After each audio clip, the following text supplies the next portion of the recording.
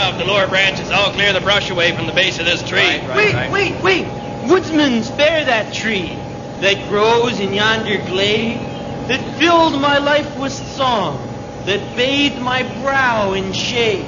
Kill the motor, Charlie. Yeah. Woodsman, spare that Get this tree. nut away from here. Hey, look, we're cutting here, pal. Squirrel and bird who brighten up the forest when their sweet songs are heard. What? There's birds in them trees? Tough, pal. Get out of the way here. Woodsman, spare that tree whose boughs to heaven rise, and leave it as a jewel which reaches to the sky. Yeah, all right. We can't waste all day arguing with some long hair. Yeah, it's just a lousy tree. We'll go for this one over here. Over here. Wow. For a second there, I thought they were going to trample on my dope plants.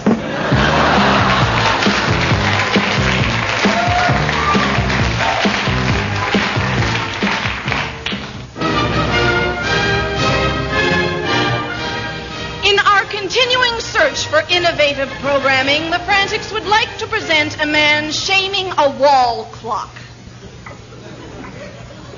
Nice going, clock. Real smooth. Make me proud or what? Real good. Smart clock. And you a wall clock and everything. I'll just get out of my sight. You make me sick.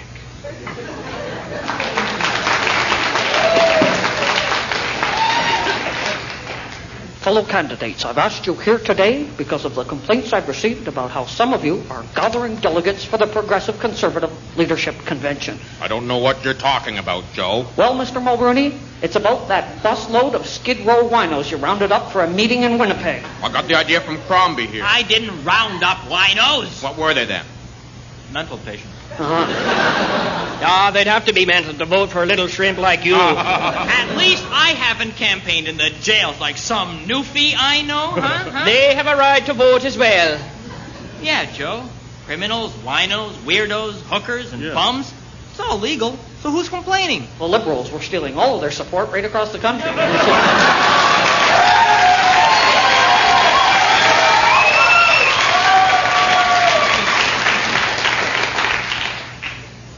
How important are you?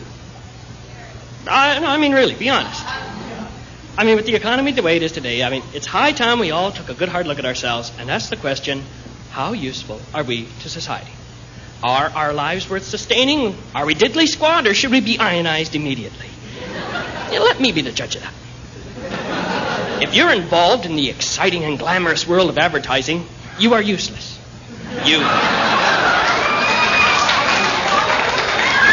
You create nothing, you're less than dirt. A death similar to Benito Mussolini's would not be out of place. Now, if on the other hand you are involved in actually manufacturing the many goods we use every day, you are still useless. People got along for thousands of years without clip-on ties, lettuce tumblers, and bumper stickers that say, if I'm rockin', don't bother knockin'. If you sell life insurance, package tours, or souvenirs, you are living proof that God is dead. Please, enter the spike-line coffins with all due haste. If you are a top athlete, a cheerleader, or one of those quaint country folk who sell crocheted toilet paper cover rolls at country fairs, kindly smear your body with gravy train and present yourself at the nearest Doberman kennel.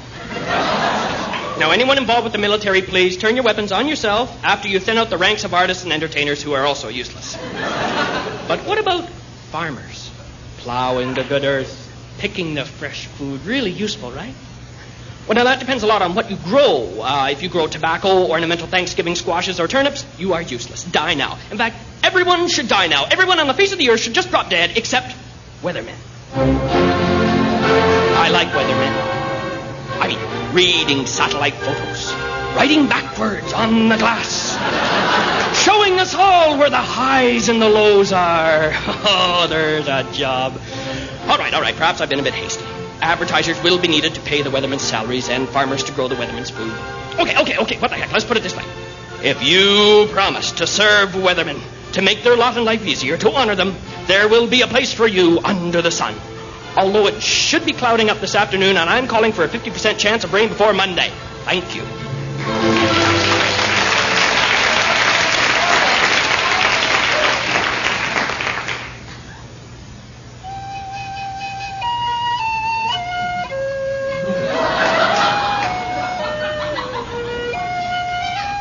One of the most endangered species in Canada is the great motorcyclist. In recent years, motorcyclists have been drastically reduced by predators, such as the opening car door or the parallel railroad tracks.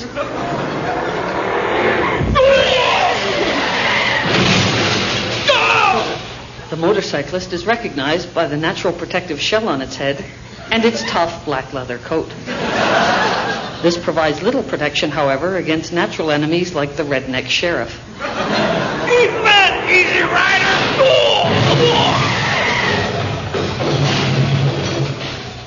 Motorcyclists are wild animals, and police remind us not to feed them six-packs to try to tame them. For more information on the great motorcyclist and its close relatives, the suicidal 10-speeder and the moronic mopeder, contact the Department of Transportation, Ottawa.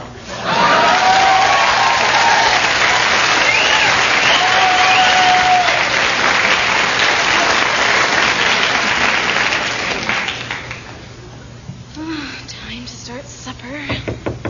Oh, darn, always an interruption. Yes? Hello, madam. My name is Ken Hodgkins, and I represent the forces of good in this world. And I'm campaigning to rule this land with justice and equality. Well, I'm very busy. So... And I'm Jay Summers. I represent the forces of evil, and I'm campaigning for selfishness and depravity. May we step into your home? I suppose. Thank you. Thank you. Have you decided whether you're voting good or evil? Oh, I don't think one little vote will make any difference. Oh, you'd be surprised, ma'am. Your vote could be the difference between a beautiful paradise where all people live as brothers and sisters. And a turbulent land where everyone fights for carnal pleasures. Oh, they both sound attractive. Yeah. Excuse me while I peel the potatoes. If good ruled supreme, everyone would have potatoes, all the food they need, and the roof over their heads. That's nice. But if evil ruled, you could force someone else to peel your potatoes for you. Who stands for wealth and earthly possessions? Evil, ma'am. But good can offer you the riches of brotherhood, the gold of religious freedom. How about hedonism? Hedonism? Compare that to the virtues of fidelity. Tell me more about this hedonism. You could do whatever you like with whomever you want, whenever you choose. Oh, my. But no one would care about you. With good, you'd have friends you could count on. Sensual pleasures. Deep love. Power. Hope. All right, I've decided. Evil, right? No, I don't think so. What? My husband's a swing voter, depending on the economy. Times are too tough for evil. When things get back on their feet again, then we can afford selfishness, so I'm voting good. Well, there's another one for me. Yeah, but there's still time for a turnaround. We haven't hit Toronto yet.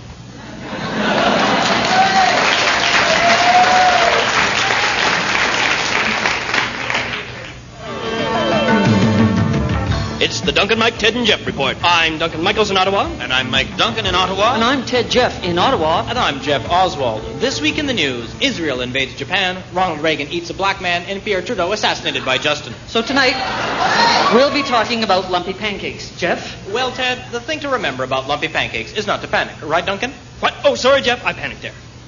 Mike? Duncan, lumpy pancakes are not worth panicking over, right, Ted? Wrong, Mike. Lumpy pancakes are not worth panicking over. Right, Jeff? Left, Ted. And here's Mike to tell us what the first thing the government recommends we ask about lumpy pancakes. Is this the federal or provincial government? And Jeff? what's the second thing they recommend we ask, Ted? Why didn't you answer Duncan's question, Jeff? And what's the last thing the government recommends, Duncan? What? Oh, sorry. I panicked. Mike? That's okay, Duncan. Government regulations are worth panicking over, aren't they, Ted? No, they're not, Ted. I'm Ted. And I'm concerned. And I'm convinced that if you have lumpy pancakes, all you have to do is stir them. So until next week, I'm Duncan Michaels in Ottawa. And I'm Mike Duncan in Ottawa. And I'm Ted Jeff in Ottawa. And I'm Jeff Oswald. Good night. Oh, sorry. I panicked again.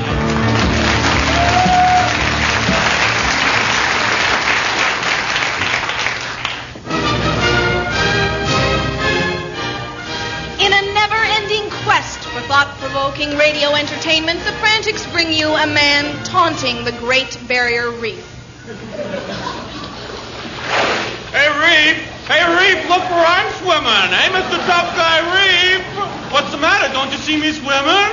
What you gonna do? Oh, I'm shaking. Hey, mister, come on, Reef. What makes you think you're so great, Mr. Great Barrier Reef? Come on, Reef. Big Reef. Oh, big Mr. Reef. Spare me. I'm swimming here.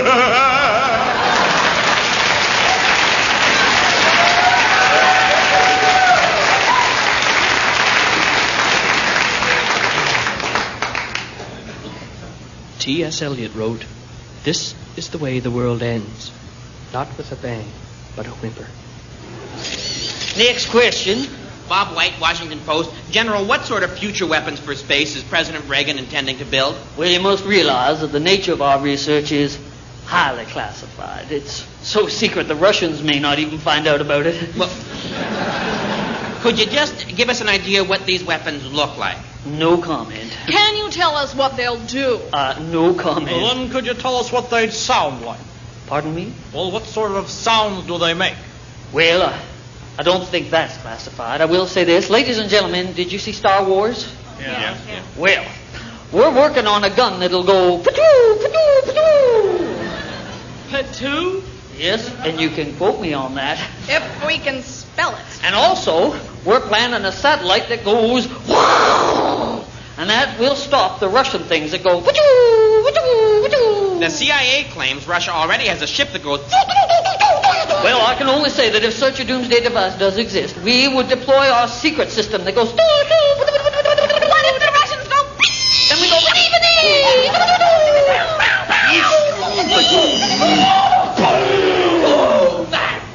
This is the way the world ends. Not with a bang, but a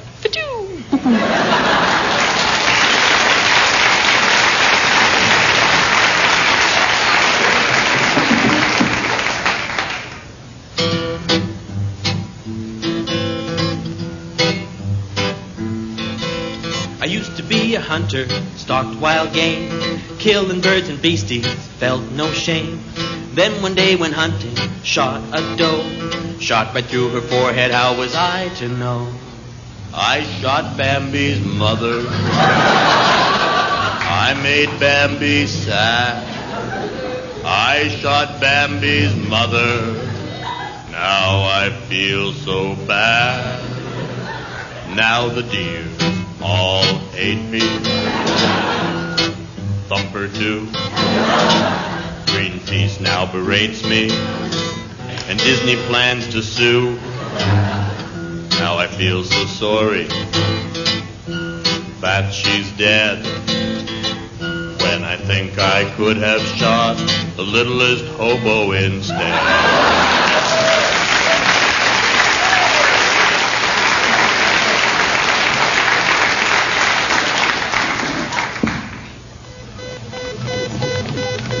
Is the president in the bunker yet? He's coming down the elevator now, General. Maintain red alert, Major. Yes, sir, General.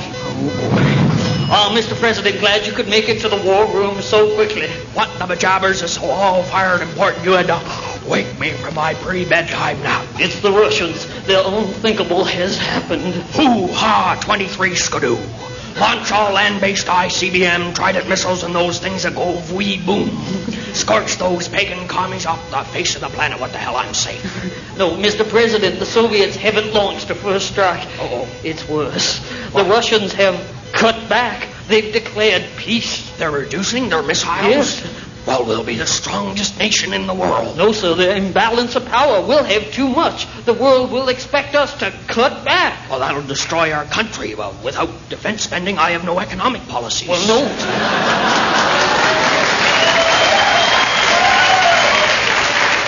No Soviet threat. It's the end of NATO, of everything. Mr. President, General, our satellites have detected Soviet missiles. They're being pulled out of Europe. Oh, no, this flagrant lack of aggression has got to stop. This could escalate until we're meddling with no one's affairs. Get me the new guy on the hotline. I'll warn him. And drop off? No, I'll try and stay awake. This is too important. The Russians won't listen to threats, Mr. President. Sir, they're pulling out of Afghanistan, too. We'll have to pull out of El Salvador. Those Soviets have reduced our global influence to ashes. We'll be out of jobs. The Ruskies have us looking down the throat of a loaded dove. It's the end. Sir, we do have an emergency plan. Well, let's hear it, men. We're desperate for anything. Well, we could attack the Soviet Union, take it over, install our missiles in Russia, aim it at ourselves. No one would be the wiser. It's a terrifying and insane scenario. Oh, you're right. I love it. Yes.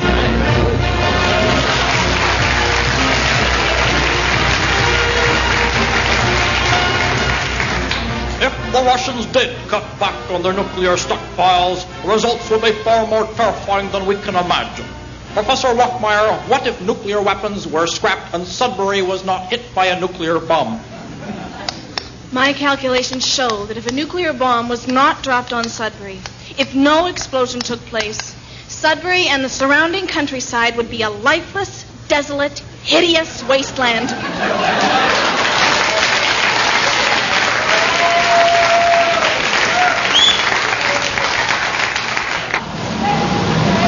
nickel mines of Sudbury, Ontario.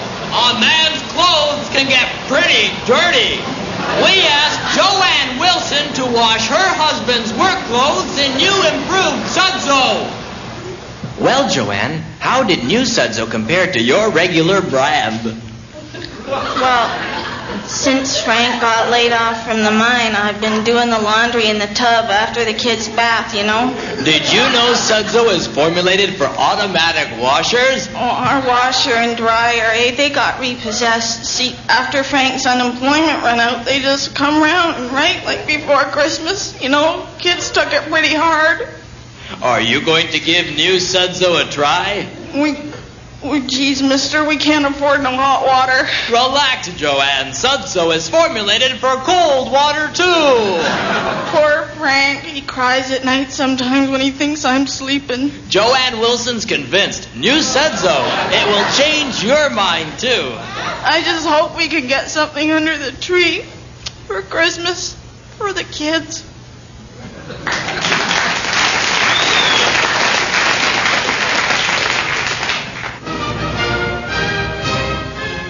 Still in pursuit of that elusive brand of distinctive radio programming, the Frantics would like to present a man ignoring the orange juice. I'm a little thirsty. What do we have that's cold and fruity? Milk? No. Oh, tomato juice? No. Oh, maybe just a slice of grapefruit or lemonade, maybe. Or pink lemonade. No, there's not enough lemonade. Oh, I know. Fresh, squeezed apple juice.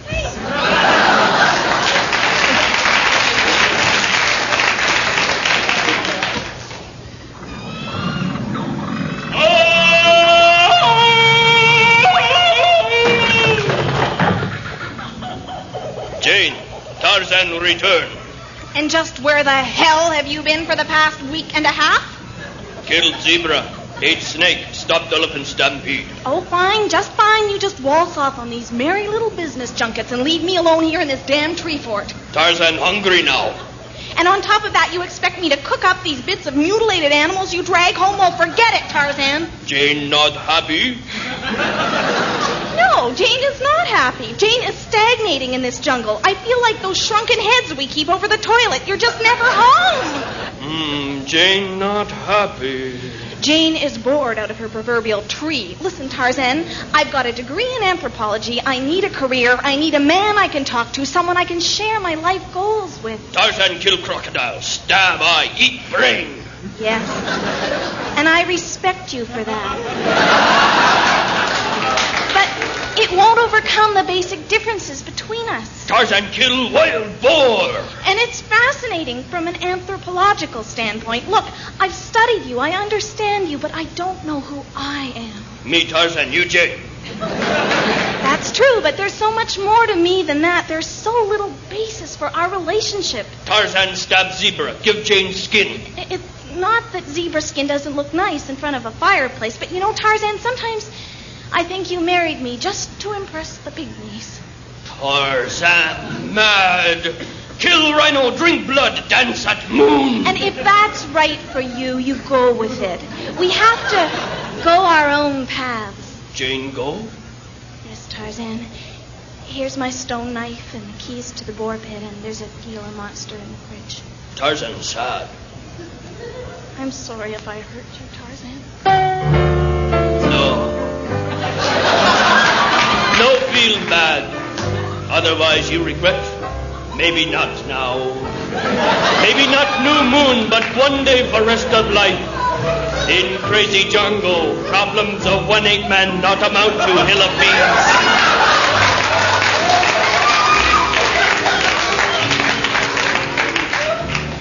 There your vine, you go. Yes, Cheetah, Jane go. Cheetah, this could be start of beautiful friendship.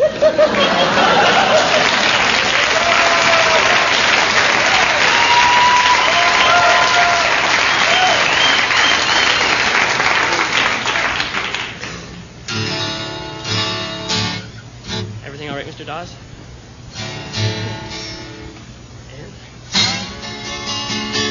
I know you don't know it. I know you can't see. I know you don't show it. But you need me. You live in a big penthouse. You drive an XKE. You're gorgeous, rich, and single. But baby, you need me. You step from your limo. I tried to bum a dime. You told me, get lost, wino. I took that as a sign. You need me. Oh, baby, you need me. Who wants a young hunk? What you need is a drunk. You need me. Your long legs in those Gucci's are put there for kissing. And if you was my babe, I'd be the ending of the mission. I'd show you my alley. We'd have real adventures. You take off your blouse. I'll take out my dentures. You need me. Oh, baby, you need me. Don't tell yourself no lie. You need an older guy. You need me. I seen those studs you date, all young and lean and tan. But if you ain't had life, you ain't had a real man. You need me. Oh, baby, you need me. You gotta have this rubby to be your loving hubby. You need me.